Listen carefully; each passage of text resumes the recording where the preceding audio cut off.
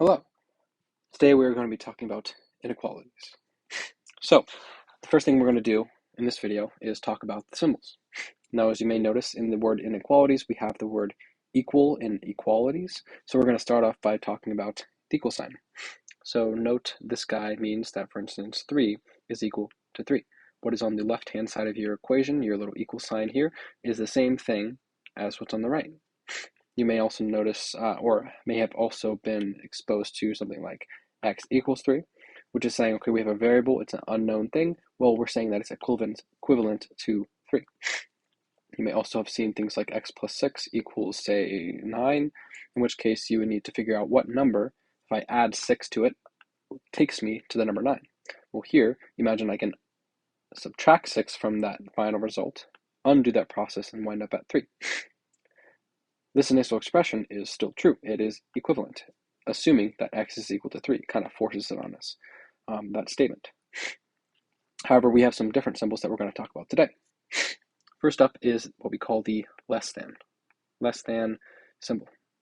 How this works is, for instance, 2 is less than 3.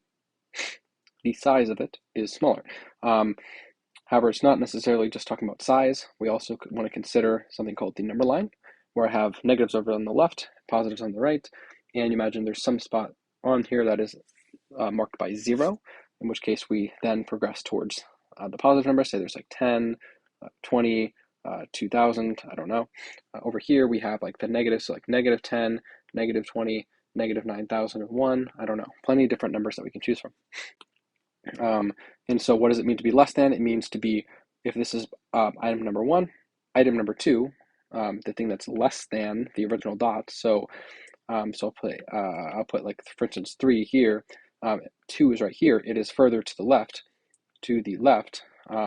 than the 3 is. And so we say that 2 is less than 3. Similarly, negative 2 is less than 3. Negative 5, which is, like, let's say like right here, negative 5 on my number line, is further to the left, so it is less than. Let's continue. This next symbol that's after the one I already have circled is called greater than. So this guy is greater than. We say greater than in value. So again, if we have a number line, if we had, for instance, 5 is greater than 3, you could say, well, here's 5, here's 3. 5 is to the right of 3 on the number line, so therefore it is, in fact, greater.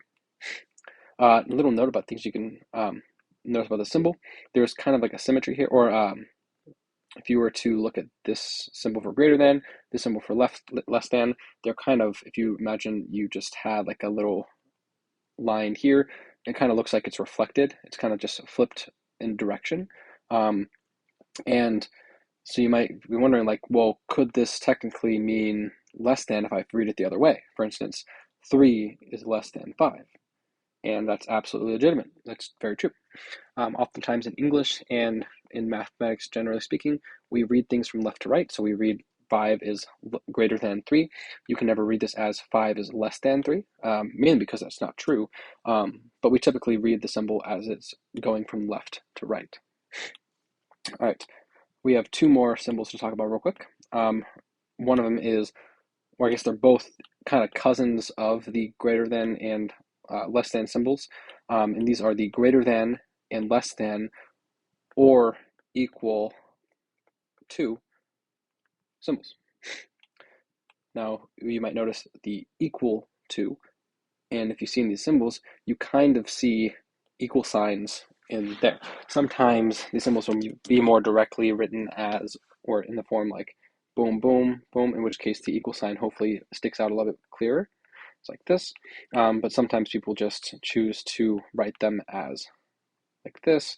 You might sometimes see them like this. Either way, it's usually meaning the exact same thing.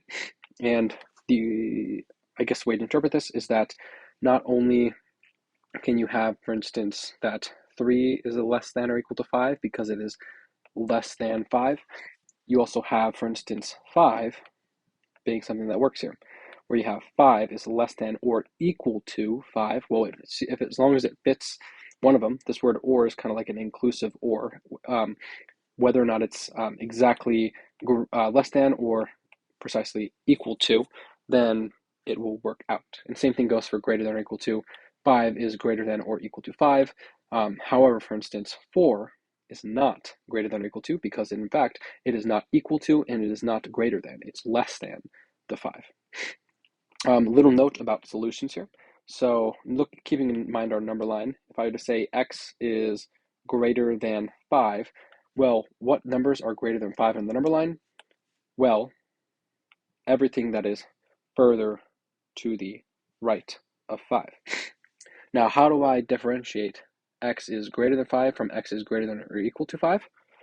Well, the arrow should be the same because, for instance, I'm going to make this green.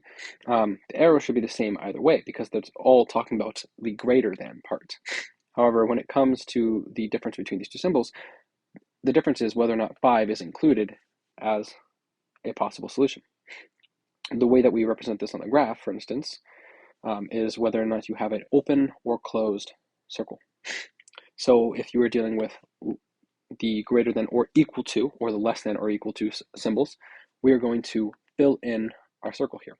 You can imagine like I am including the 5, and so I actually fill this in where 5 is. Like if you imagine like you had like a A, B, C, D checklist, and you want to fill in your answer, the one you're choosing, the one you're including as in your Scantron or something like that, you fill in C, you're including C as your answer. Here we are including 5 as our answer. However, here, it's like we're still leaving this blank. There's a hole there. So we're going to say we're not including 5 in our solution for, well, x is greater than 5. And it makes sense because we're, well, hopefully it makes sense. And